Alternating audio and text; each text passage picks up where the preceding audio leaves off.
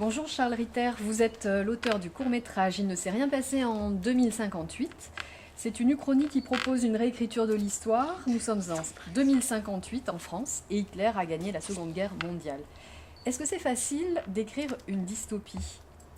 Alors mon film n'est pas une uchronie, mais je me suis inspiré de l'uchronie qui est Le Maître du Haut Château de Philippe Cadic.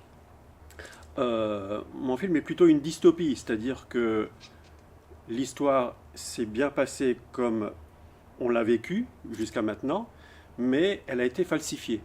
Le film, c'est une falsification de l'histoire.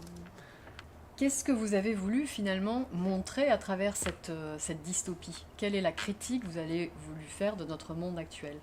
L'intention première, c'était l'interrogation sur des données qui circulent de plus en plus rapidement et qui seront de plus en plus facilement manipulables. On arrivera, moi, je pense que d'ici peu de temps, on n'arrivera plus à distinguer le vrai du faux. On peut très bien imaginer une réécriture totale de l'histoire, gérée par une espèce de gouvernement mondialisé, sachant que c'est déjà un petit peu les GAFAM qui dirigent les choses.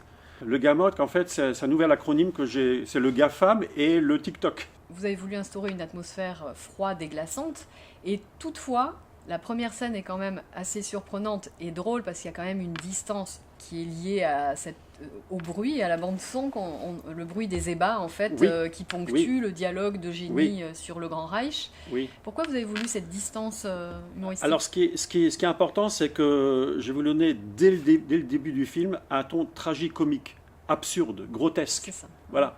Il y a un humour noir grotesque. On comprend après que, en 2058, la sexualité est devenue quelque chose de mécanique et de purement fonctionnel. En fait, en 2058, on fait l'amour comme on a envie de prendre une tasse de café. Donc c'est quelque chose qui est complètement déconnecté des sentiments, déconnecté, voilà. Alors que dans pas mal de films de science-fiction, d'anticipation, souvent la sexualité est liée à une interdiction, comme 1984. Et comment faites-vous pour trouver les financements pour vos projets? Est-ce que vous avez des producteurs qui vous suivent? Est-ce que vous arrivez à... Alors, heureusement ou malheureusement, je n'ai jamais réussi à trouver de producteurs pour mes films.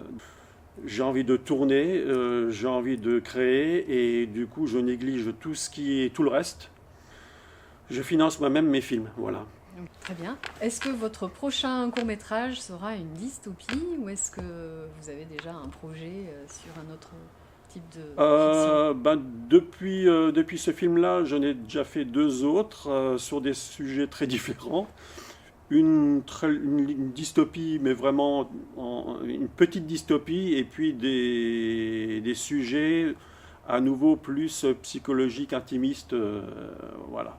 Bien, merci en tout cas. Charles Ritter, Merci à vous.